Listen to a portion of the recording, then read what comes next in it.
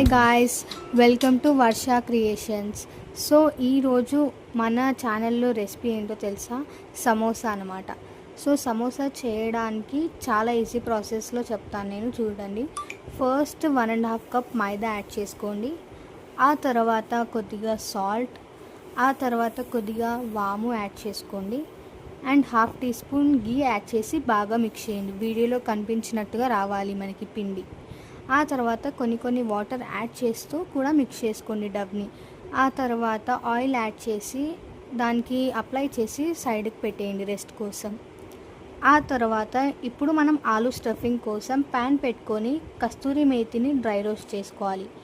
ఆ తర్వాత అదే ప్యాన్లో ఆయిల్ యాడ్ చేసి కొద్దిగా సాజీరా, అల్లం వెల్లుల్లి పేస్ట్, పసుపు, కారం, ఉప్పు యాడ్ చేసి మసాలాని వేయించుకోవాలి. అండ్ అందులో కస్తూరి మేతి కూడా యాడ్ చేసుకోవాలి.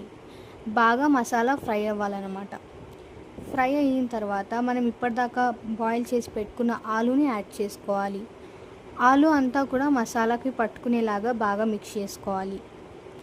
అలానే మిక్స్ చేస్తూ ఉండాలి ఒక 1 మినిట్ వరకు. ఆ తర్వాత ముందుగా మనం తీసి పెట్టుకున్న పిండిని మళ్ళీ ఒకసారి బాగా కలుపుకోవాలి. ఆ తర్వాత మనం ఆ పిండిని అంతా కూడా చిన్న ఉండల్లాగా ప్రిపేర్ చేసి పెట్టుకోవాలి. ఆ ఉండలని బాగా మనం చపాతీ చేసినట్టుగా చేసుకోవాలి. చపాతీ ఎంత సైజ్ కావాలో మనకి అంత సైజ్ చేసుకొని దాన్ని ఈక్వల్ 2 పార్ట్స్గా డివైడ్ చేయాలి.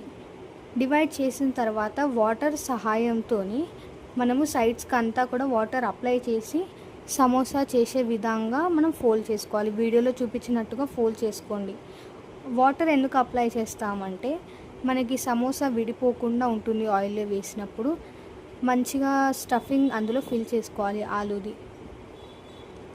మీకు సమోసా చేసుకునే దాంట్లో ఎంత ఆలూ పడితే అంత ఆలూని ఫిల్ చేసుకొని వీడియోలో చూపించినట్టుగా వాటర్ యాడ్ చేసుకుంటూ కొంచెం అప్లై చేస్తూ దాన్ని ఫోల్డ్ చేసుకోవాలి. అలానే ఇంకొక సమోసా కూడా ప్రిపేర్ చేసుకుందాం.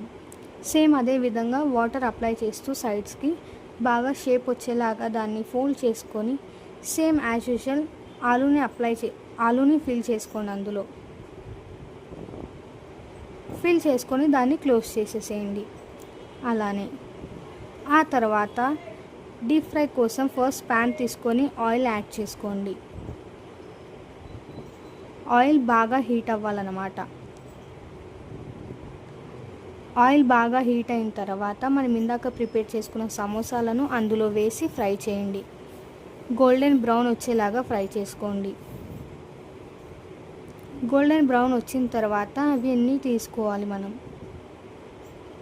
తీసుకొని ప్లేటింగ్ చేసుకుంటే సరిపోతుందండి. వీడియోలో చూపించినట్టుగా చేస్తే మీకు కంపల్సరీ క్రిస్పీగా వస్తాయి.